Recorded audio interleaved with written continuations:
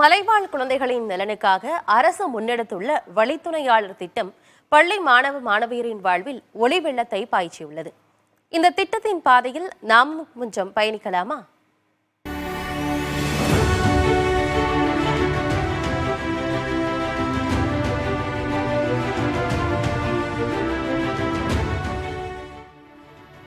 கரடுமுரடான பாதைகளை கடந்து கல்வி செல்வத்தை தேடச் செல்லும் மலைவாழ் பிள்ளைகளின் துன்பங்கள் ஏராளம். இவர்களின் சிரமம் தவிர்க்க அரசு தரப்பில் முன்னெடுக்கப்பட்ட திட்டம்தான் இலவச போக்குவரத்து மற்றும் வழித்துணையாளர் திட்டம். அடர் வனப்பகுதிகள் கொண்ட கூடலூரில் இந்த திட்டம் பெரும் பலனை தந்திருக்கிறது. பெற்றோரின் மனதையும் பூரிப்படைய செய்திருக்கிறது.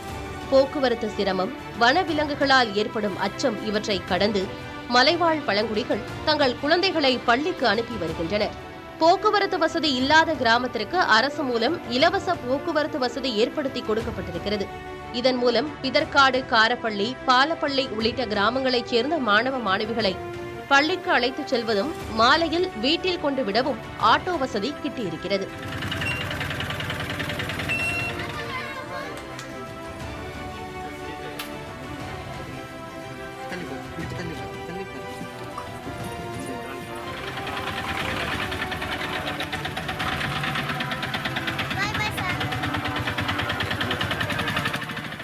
இதற்காக மாணவர் ஒருவருக்கு மாதம் 600 ரூபாயை பள்ளி மேலாண்மை குழுவுக்கு அரசு செலுத்தி விடுகிறது.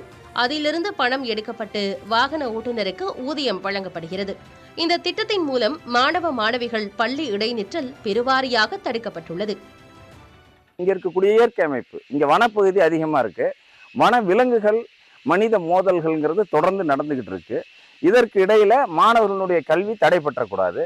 மாணவர்கள் கல்வி தடைபடாமல் கிடைக்கிறதுக்கு அரசாங்கம் ரொம்ப யோசனை பண்ணி ஒரு அற்புதமான திட்டத்தை கொண்டு வந்திருக்கு. அதுதான் இந்த வழித்துணையாளர் போக்குவரத்துங்கிறது.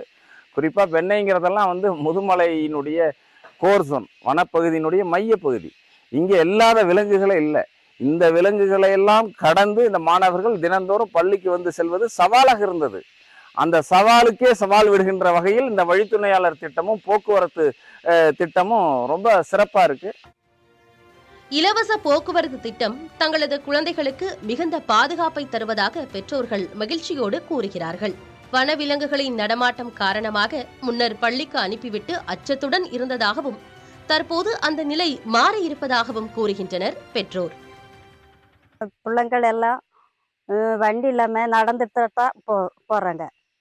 அப்புறம் கொஞ்ச நாள் எல்லாம் வீட்டுல தான் இருந்தது, ரொம்ப கஷ்டப்பட்டு. இப்போ வண்டி வரும்போது பிள்ளைங்கள் எல்லாம் சந்தோஷமாக வீட்டில் இருந்து பள்ளிக்கூட போகிறாங்க. அதனால எங்களுக்கும் சந்தோஷத்தான். சாலை வசதியே இல்லாத கிராமங்களும் இங்குண்டு. இந்த இடங்களில் பிள்ளைகளை பள்ளிக்கு அழைத்து வர ஊர் பெரியவர் ஒருவர் வழித்துணையாளராக நியமிக்கப்படுகிறார்.